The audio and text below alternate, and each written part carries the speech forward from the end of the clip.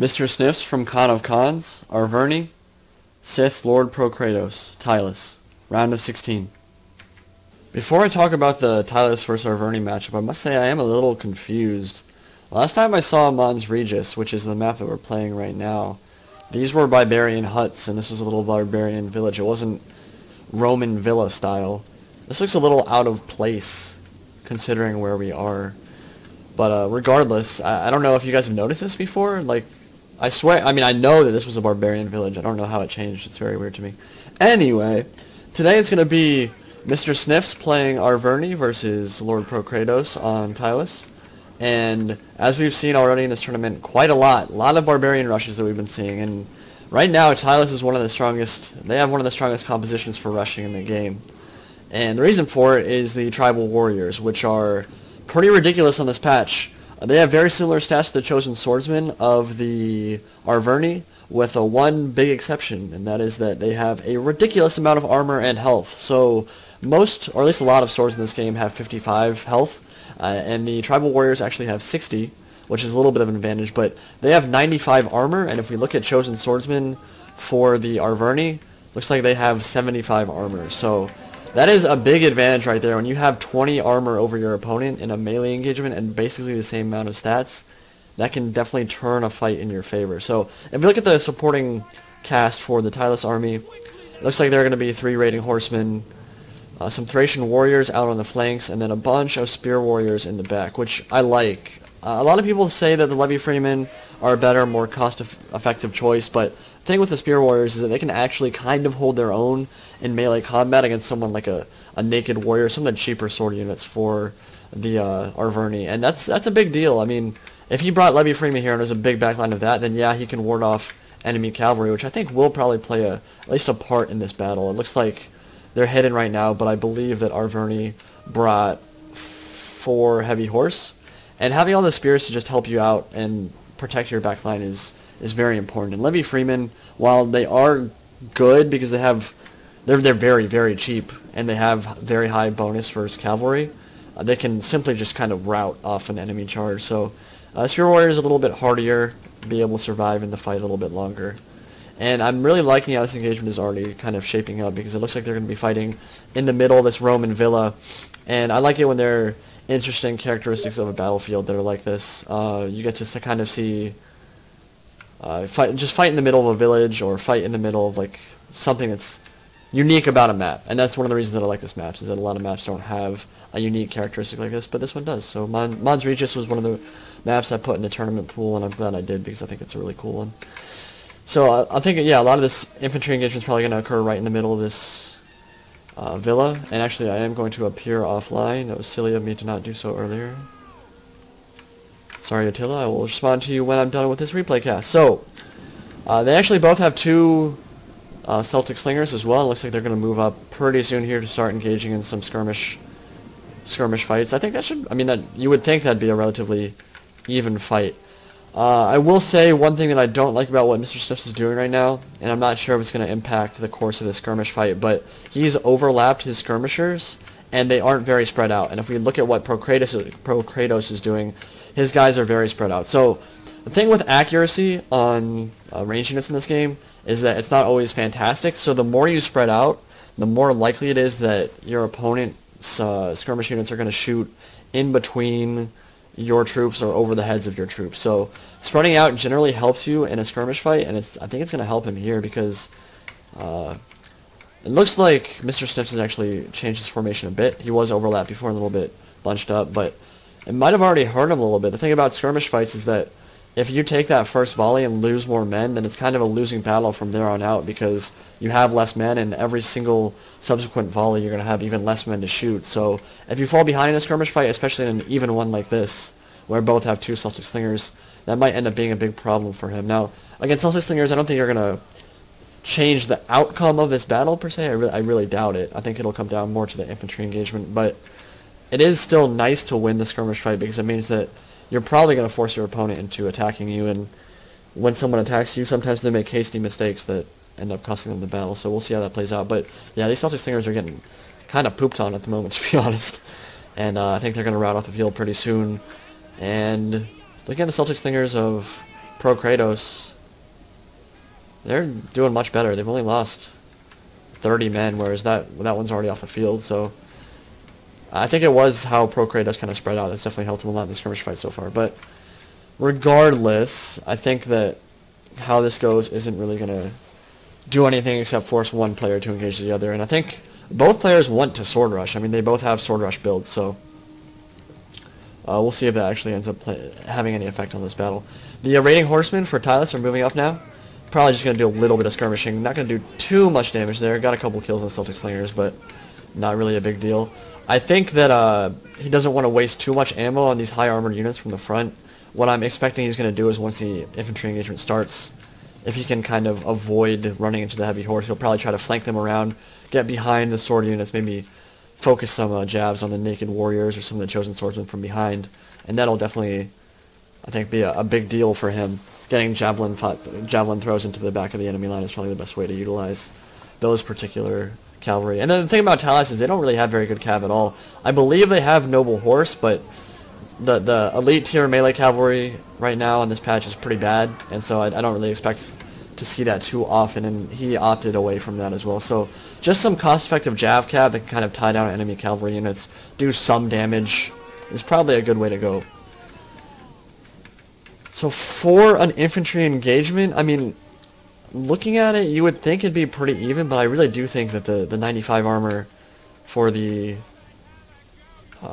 tribal warriors is really going to make a big impact. And it doesn't mean that Arverni can't win a melee fight against them, but I think how he utilizes his heavy horse when they actually show themselves is going to be a really big deal. If he can get some good hammer and anvils into the back of those 95 armor troops, then I think he's going to be in really good shape. If he can't find gaps to hammer and anvil, I think this is going to be a really hard battle for him. He does have 2 Oathsworn, and I believe that Prokratos has 2 Oathsworn as well, so again, relatively even melee fight, but I think that Prokratos probably does have a little bit of an edge. And it looks like he's going to be taking this melee engagement now, moving up some chosen swordsmen past the villa in the center. And what I'd like to see him do, and what I think he'll probably do here, is have the Oathsworn kind of anchor his left flank and then get the naked swords around behind. If he can get some hammer and anvils with the naked swords, I think that could also be a really big deal. They're a great flanking unit. They are glass cannons. They do die very quickly with only 10 armor, but definitely if he gets some rear charges into tribal warriors, that's going to be very nice. Okay, so one thing I just noticed right here, which I don't like too much from Mr. Sniffes, and I realize that sometimes bracing is a good idea against charging enemy units, but with barbarian swords, it's very important to get the charge bonus. They have 27 charge, which is pretty high. Actually, none of his chosen swordsmen got a charge bonus, while all of the tribal warriors did. And we're already seeing the effect that had. Tribal warriors at 157 men, chosen swordsmen already down 20 men. So that's a big deal. I mean, you got to get your charge bonus with barbarian infantry. It's one of the things they're best at, and he didn't do that. Oathsworn over on this flank, looks like they're going to be engaging here. Again, going to be a pretty even fight, but I believe that Headhunt's going to get used pretty soon here. Yeah, Headhunt's going to get popped, and this is going to help him at least start killing the Oathsworn for Arverni at the beginning of this fight here. Heavy Horse have sprung their ambush. They are now finally showing, and they're trying to get around the flank, but it looks like a lot of these Spear Warriors are in the back and ready for the Heavy Horse to prevent them from getting some hammer and anvils off, which is a really good move from him. Looks like the Naked Warriors are coming in. He's just getting a little blobby there. I think he maybe should have spread out a little bit more. That's alright, though. They are going to get into the Spear Warriors, which is a fight they should do okay in. But if that was a Levy Freeman, then this would just be crumbling right now, and they're actually holding out relatively well, so that's interesting there. That Naked Warrior actually didn't get a very good flanking, get a very good flanking charge off. In fact, they didn't flank at all. And he's just looking for some openings for some hammer and anvils, but it's really hard. There are so many cheap spears in the back that can prevent them from getting really good hammer and anvils. The raiding horsemen aren't doing too much over here, but this was a really good use of the heavy horse. They've done a lot of damage already to this Thracian warrior. Did a lot of damage there, routed that off the field very quickly, and now might be able to get some hammer and anvils into the back of this Oathsworn, which might be able to change that battle. But raiding horsemen into the back of these chosen swordsmen, and they're wavering. They haven't routed yet, but his main line is crumbling. He's very obviously losing the engagement here in the center. Oathsworn for him, his general might already be dead. I'm not actually sure, but they are losing to this Oathsworn over here. And the heavy horse have not really made an impact over here. They're just kind of trying to find an opening, and I understand he's trying his best to get in there, but it's really difficult with all these spears in the back. I think Prokratos has done a very good job of preventing these heavy horse from making a big impact so far. He's going to activate counter cavalry tactics, and heavy horse are going to have to pull out. And that is going to give an opening right here for the heavy horse to shoot the gap. Let's see if he can utilize that and get into the back. Looks like he's going to. And this could be big. Balance bar is shifting in Tylis' favor, but some hammer and anvils here might be able to change the outcome of this battle. It was a really good charge. But not too many kills, and that's the 95 armor. The cavalry needs a long time to do their work here, and the spears are going to be able to overlap on top of them, and they only got 5 kills off that charge. It's kind of ridiculous. And one thing that I really don't like about this patch, the decisive charges aren't always there.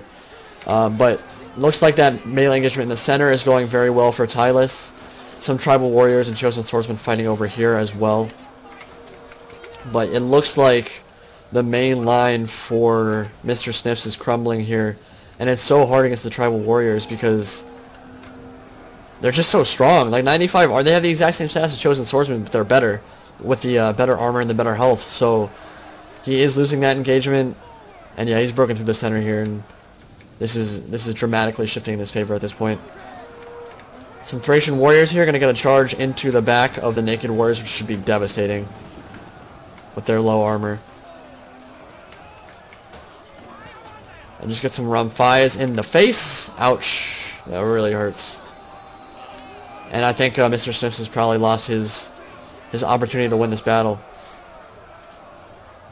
I really like what Tylis did here. I really think Prokratos played this very well. I think he knew the matchup quite well, knew that the 95 armor of the tribal warriors was going to make a big impact in the melee engagement. And what we've seen so far in this tournament is the people that have the infantry advantage win their battles.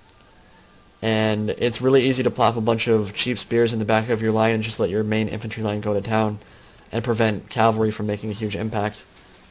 I think that Mr. Sniffes did a really good job with that one Thracian, or not, that one heavy horse going into the Thracian warrior. I missed it on the camera, unfortunately, but they got like 40, 50 kills off the charge on one of the Thracian warriors, and that was very good use of them. But the rest of the cavalry kind of just patrolled on the back lines, couldn't find any openings into the rear of the tribal warriors, and that was a big deal because he needed hammer and anvils to win that melee engagement. He really did. And if we look at the killing the tribal warriors did, just fantastic cost effectiveness. They're cheap. Almost all of them got over 100 kills and didn't lose more than half their men. I really think that you need to approach Tylis differently. If you're going for a cost-effective build with the naked swords and the chosen swordsmen against Tylis, I think it's going to be really hard for you to win. I think maybe, and I don't say this often on this patch, but I think maybe if you're going to use Arverni against them, you have to go really elite heavy. You have to go with the Oathsworn because they're the only things that are going to be able to beat the tribal warriors in melee combat. And I don't know. I think that's a really hard matchup to Arverni. Honestly, they have very similar army compositions, very similar faction roster. Just the tribal warriors are better, and that clearly showed in that battle for sure. I don't know what else besides picking a different faction or a different composition with more Oathsworn. I'm not really sure what Mr. Sniffes could have done here to turn that battle in his favor. I just think that with the army compositions that both players brought, Tylis had the better one. And I think that was that kind of decided the outcome there. But good battle to both players. Prokratos will move on to the round of 8, and Mr. Sniffes will be eliminated. So GG to both players. I think you guys played very well, and good job getting to the round of 16. And I look forward to seeing some more matches from you both in the future. So good luck, have fun, and I'll talk to you all later. And you Pride signing out. Peace.